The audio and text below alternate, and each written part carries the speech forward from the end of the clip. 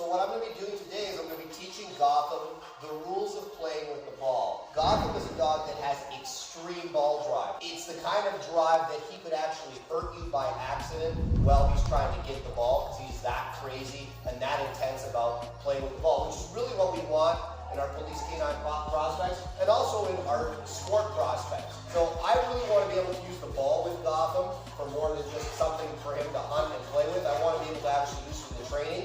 But in order for me to do that, he has to be safe. So there's a couple things that I want out of a dog when we're playing with the ball. Number one, I want him to be intense about the ball. Well, his natural genetics make him intense about the ball. Number two, I want him to bark for the ball.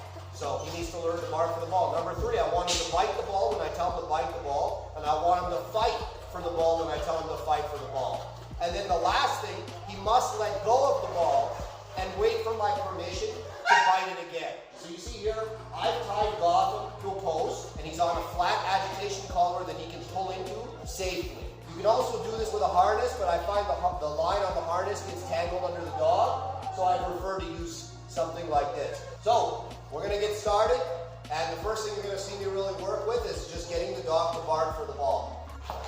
Bark!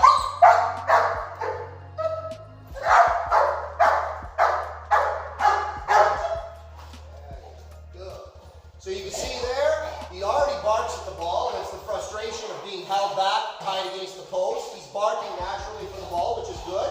And every time he barks, I'm rewarding him by kicking the ball just a little bit.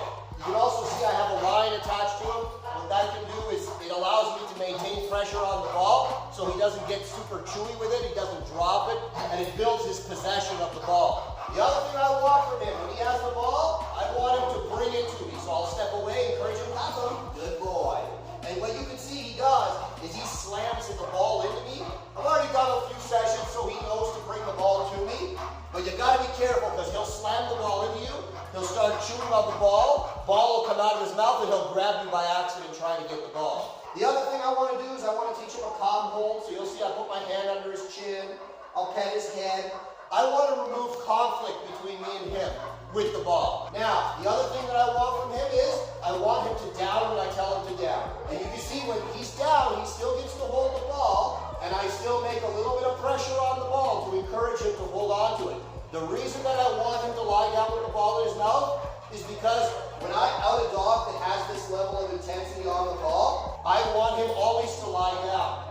If he doesn't lie down, then I'm outing him, and there's a potential after he drops the ball down that he's going to jump on me and make a mistake and bite me by accident trying to get the ball. And when he lies down and he does a good job, the reward is we fight again. The second I pull the ball out of his mouth, the game restarts. I want to build intensity for the ball. I don't want to have a dog that's comfortable dropping the ball. I want this dog to know that he must never drop the ball until he receives permission. A lot of the time in the beginning when you train this, the dog's going to bite the ball, and then when you out them on the low stim with the e-collar, they'll drop it, they'll grab it, they'll drop it, they'll grab it. Every time they grab it, I just turn the electric on until the dog gives me like a second to pause. When the dog pauses, immediately the dog has permission.